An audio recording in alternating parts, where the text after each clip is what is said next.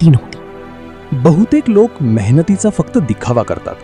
त्यांना वाटते की जिममध्ये घाम गाळणे किंवा पुस्तकांसमोर 8 तास बसणे त्यांना यशस्वी बनवेल.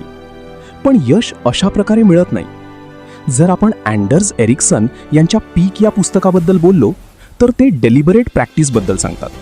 म्हणजे एखादी विशिष्ट कमजोरी शोधून तिच्यावर तोपर्यंत काम करणे जोपर्यंत ती तुमची ताकद बनत नाही. कोबी ब्रायंटची प्रॅक्टिस याचे सर्वात मोठे उदाहरण आहे. एकदा सकाळचे 4:45 वाजले होते. जिममध्ये अंधार होता. कोबी एकटाच तिथे होता. तो सतत घाम घाळत होता आणि त्याने ठरवले होते की बास्केटमध्ये 800 शॉट्स टाकल्याशिवाय तो जिममधून बाहेर जाणार नाही. लक्षात घ्या, मी असे म्हटले नाही की त्याने 800 शॉट्स मारण्याचा प्रयत्न केला. मी म्हटले की त्याने 800 शॉट्स बास्केटमध्ये टाकले. हे मोटिवेशन नाही, ही एक भयंकर जिद्द आहे.